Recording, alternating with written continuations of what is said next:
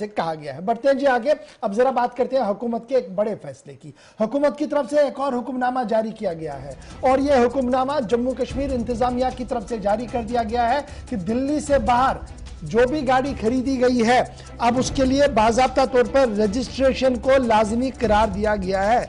सरकार की तरफ से सर्कुलर जारी कर दिया गया है कि जो भी गाड़ी जम्मू कश्मीर यूनियन टेरिटरी से बाहर खरीदी गई है उसके लिए री रजिस्ट्रेशन का सिलसिला शुरू किया गया है।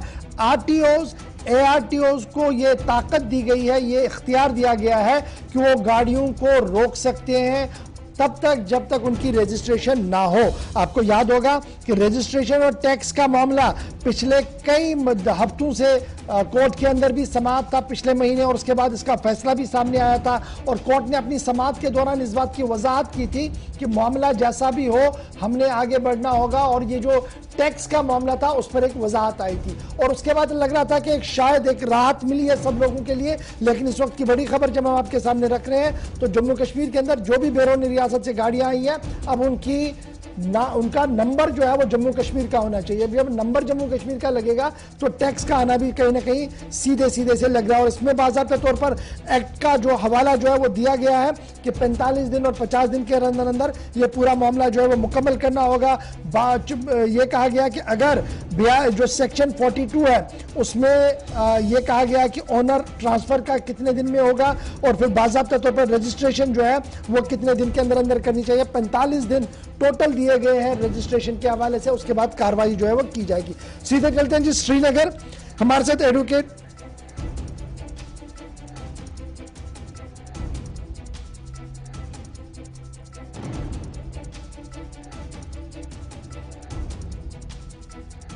कि जनाब रजिस्ट्रेशन का प्रोसेस शुरू कर दिया गया है और ये रजिस्ट्रेशन के अमल को लाजमी करार दिया गया है। जम्मू कश्मीर के अंदर प्रोविजन बताया गया है कि जो सेंट्रल कानून है उसके तहत ये चीज़ें बहुत ज़्यादा ज़रूरी है। अब जम्मू कश्मीर के अंदर रजिस्ट्रेशन करनी होगी और जो लोग ट्रांसफ़र और रजिस्ट्रेशन नहीं करेंगे उनकी गाड़ियों को दोबारा सीज किया जाएगा। बाज़ाब्ता तौर पर मोटर व्हीकल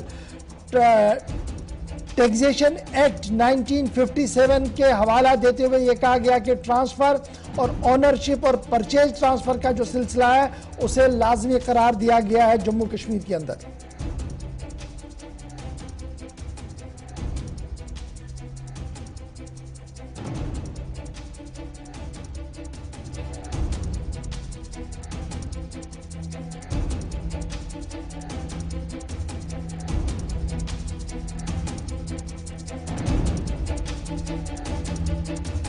एडवोकेट ज़हूर अहमद भट्ट साहब ज्वाइन कर चुके हैं। ज़हूर साहब बहुत शुक्रिया जी ज्वाइन करने के लिए। लास्ट टाइम आपकी तरफ से एक पीआईएल गई थी जब मामला सामने आया था, गाड़ियों को सीज किया जा रहा था और रजिस्ट्रेशन का मामला उस वक्त भी था, टैक्स का मामला उस वक्त भी था और आपकी तरफ से ये बाद में जब कोर्ट ने पूरी सुनवाई की तो एक मामला क्लियर हो गया था। आज ये जो नया हुक्मनामा आया है इस हुक्मनामे की वजाहत आपसे जानना चाहेंगे कि क्या इसमें टैक्सेशन पार्ट को, जो टैक्स वाला पार्ट था उसको मुस्तस्ना रखा गया है या टैक्स वाला पार्ट आज के दिन में भी एज इट इज है? लेकिन तो सब कोर्ट की तरफ से जजमेंट आई थी, डिवीजन बेंच की तरफ से भी जजमेंट आई थी और हाई कोर्ट की तरफ से, तो उसमें जो सर्कुलर पास किया गया था रीरजिस्ट्रेशन का और कोर्ट ने वादा किया था para 29 and para 30 of the judgment that other before registration mark, अगर रजिस्ट्रेशन तो करनी ही नहीं, अगर रजिस्ट्रेशन मार्क इन केस किसी गाड़ी में रजिस्ट्रेशन नंबर जन कैसा लगाना पड़ेगा तो उस दिमाग में टैक्स देने की जरूरत नहीं है जो कोर्ट ने पैरा 29 ऑफ द जजमेंट में ऑर्डर दिया था। ऑडियो की किल्लत आ रही है, थोड़ी देर में दोबारा चलते हैं श्रीनगर क्योंकि समझना बहुत ज्यादा जरूरी है कि ऑनरेबल हाई कोर्ट ने जो ऑर्डर दिया था उस ऑर्डर और आज ने जो सरकार ने ऑर्डर दिया है इन दोनों के अंदर फर्क क्या है और जो हजारों गाड़ियां जम्मू कश्मीर के बाहर से खरीदी गई हैं उनके लिए ये ऑर्डर क्या कुछ कहता है। क्योंकि हाई कोर्ट के ऑर्डर आने के बाद थोड़ी सी राहत जरूर ली गई थी लेकिन अचानक से जो कल रात देर के ऑर्डर जारी कर दिया गया, सर्कुलर जारी कर दिया गया registration of vehicle purchase from outside के नाम से, उसके बाद तजब्जुब जो है वो काफी ज्यादा इस वक्त जम्मू कश्मीर के अंदर फैला जा रहा है क्योंकि हजारों गाड़ियां जो है वो बैरून रियासत से खरीद कर जम्मू कश्मीर लाई गई हैं।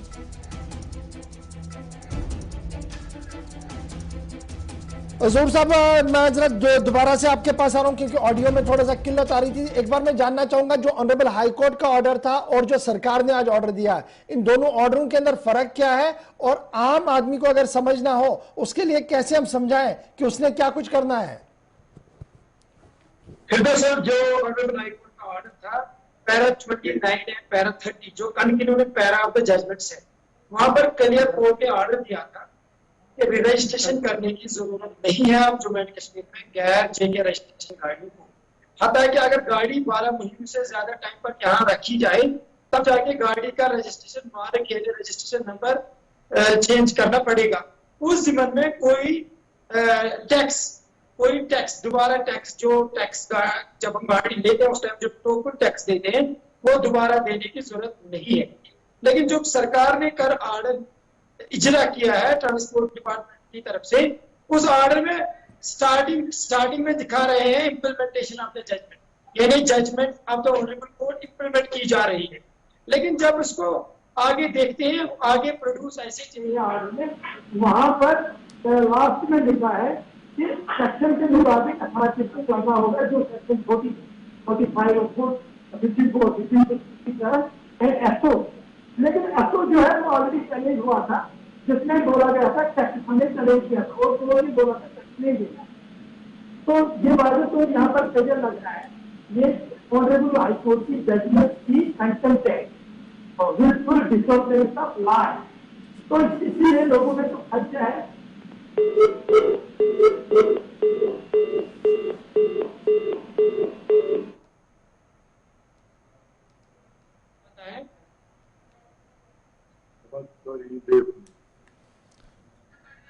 कॉल ऑडियो में कहीं प्रॉब्लम आ रहा है, दोबारा कोशिश करेंगे जी कॉल क्लियर करने के लिए, क्योंकि ये बड़ा मामला है और ये जानना बहुत ज्यादा जरूरी है कि ऑनरेबल कोर्ट के ऑर्डर जो आए थे क्या उसी को इन लेटर एंड सेपरेट अडॉप्ट किया गया है या उसको मिस इंटरप्रेट करके सरकार की तरफ से कुछ और ऑर्डर दिया गया है। क्योंकि ये वो वकील साहब है जिन्होंने लगातार जरह की थी उस पीआईएल को लेकर, जो पीआईएल सरकार के खिलाफ, सरकार के फैसले के खिलाफ जारी गई थी कोर्ट के अंदर, और वहां पर यह कहा गया था कि जनाब ये मामला जो है ये दरअसल मरकजी कानून की रूह के खिलाफ है। जिसके बाद अदालत ने तमाम मामलात को देखते हुए यह फैसला लिया था कि आप सार्फिन से, यानी जो गाड़ी का मालिक है, उसे दोबारा रजिस्ट्रेशन का फीस नहीं ले सकते। कैरी ऑन कीजिए वकील साहब। जी सर, जो हाईकोर्ट की तरफ से डायरेक्शन दी गई थी दोबारा टैक्स देने की जरूरत नहीं है और रजिस्ट्रेशन की जरूरत नहीं है, लेकिन रजिस्ट्रेशन मार्क एक कंडीशन में चेंज करना पड़ेगा जब गाड़ी को 12 महीने से ज्यादा टाइम तक जम्मू कश्मीर में रखा जाएगा। लेकिन जो ट्रांसपोर्ट डिपार्टमेंट की तरफ से सर्कुलर इशरा किया गया है उसमें इस जजमेंट की इम्प्लीमेंटेशन दिखाई गई है। जजमेंट जब ऊपर पढ़ती है तो यहाँ पर इम्प्लीमेंटेशन ऑफ द जजमेंट दिखाई गई है। लेकिन लास्ट में इसमें कुछ कलर फॉर्म में लिखा गया है जिसको इंटरप्रेट किया जा सकता है कि दोबारा टैक्स लेने की कोशिश की जा रही है। जो स्टार्टिंग में भी उन्होंने लिखा है which is direct violation of the Honorable High Court judgment. That means this is violation of law, willful disobedience of the law. So this amounts contempt of the Honorable High Court judgment. तो इस में हम इस judgement को in coming days, इस जो कल order हुआ है, हम contempt petition honourable high court में फाइल कर रहे हैं, ट्रांसपोर्ट डिपार्टमेंट के खिलाफ कंटेम्प्ट पिटीशन फाइल कर रहे हैं। अच्छा जी, ये जो वकील साहब ये कह रहे हैं कि देखिए ठीक है जी, आपने परचेज की है गाड़ी, इसमें लॉ के अंदर है कि बाज़ाब्ता तौर पर जब आप किसी स्टेट के अंदर जाएंगे तो आपका एक टाइम फ्रेम दिया गया है कि आप अथॉरिटीज के पास जाएंगे, उनको बताएंगे और विद इन 45 डेज ये सारी सिस्टम को जो है वो कंक्लूड करवाएंगे और उस स्टेट का नंबर लगवाएंगे। क्या इस प्रोसेस में दोबारा पैसा देना होगा, जिसको लेकर आपका एतराज था कि पैसा नहीं होना चाहिए? लेकिन सर ये डिवीजन बेंच की जजमेंट होती है, division bench of the high court, that is the highest court of the land and that is the law of the land. Judgment में वाज़ह क्लियर है। तो ये अब 45 डेज जब ला रहे हैं, this the violation of judgment. अब जब दोबारा टैक्स लेने की कोशिश की जा रही है, वो खुद कोर्ट की जजमेंट का जो पैरा 29 है जिसमें ऑनरेबल हाई कोर्ट ने क्लियर किया है। और यहाँ पर मैं एक बात और बोलूं, एक बार कर्नाटक हाई कोर्ट में भी ऐसा हुआ था, वहां पर भी सेम इशू हुआ था। बाद में सुप्रीम कोर्ट ने डायरेक्शन दे दी और उन गाड़ी के ओनर्स को टैक्स वापस दिया गया सुप्रीम कोर्ट की डायरेक्शन पर। तो ये जब ये मैं फिर से बोल रहा हूँ, ये misinterpretation of the judgment है। एक तरफ से इंप्लीमेंटेशन ऑफ द जजमेंट है, दूसरी तरफ से misinterpretation of the judgment है। तो वो दैट अमाउंट कंटेम्प्ट। अच्छा, इसमें ये तो आप कह रहे हैं कि ये जो कंटेम्प्ट है जी कोर्ट का, ये आप दोबारा आप पिटिशन लेकर जाएंगे ऑनरेबल कोर्ट में और ऑनरेबल कोर्ट हतमी फैसला लेगी। लेकिन इसमें जो इनको कहा गया कि आरटीओज और एआरटीओज उनको इख्तियार दिया गया कि वो विदाउट रजिस्ट्रेशन गाड़ियों को दोबारा से सील करेंगे, तो ये वहीं पर मामला पहुंचा जो पहले जिसको लेकर आपका एतराज था। जहां पर ऑर्डर की बात है, यहाँ पर डायरेक्टली ऐसा नहीं लिखा गया है कि आप गाड़ी को सील कर सकते हैं, लेकिन इसको मिस इंटरप्रेट करते हुए वो सील कर सकते हैं। अदरवाइज यहाँ ऑर्डर में ये लिखा गया है, जो हम कंक्लूड करते हैं, टैक्स दोबारा लेने की कोशिश की जा रही है। लेकिन अब मसला है, ये जो ऑलरेडी कोर्ट ने फैसला इसमें दिया है, इसमें दोबारा देने की फैसला देने की जरूरत नहीं है। कोर्ट के ऑर्डर की फाइनलिटी हो गई है, ये फाइनल है। अब इसमें कंटेम्प्ट हो रहा है, कंटेम्प्ट पिटीशन पर कंटेम्प्ट में कोर्ट कॉग्निजेंस लेगा और ये जो ऑर्डर है, ये ऑर्डर कंटेम्प्ट कोर्ट में ही कॉश हो जाएगा और अथॉरिटीज के खिलाफ कंटेम्प्ट प्रोसीडिंग्स हो जाएगी इनिशिएट। ये कब तक आपकी तरफ से दोबारा कोर्ट का दरवाजा खटखटाया जाएगा?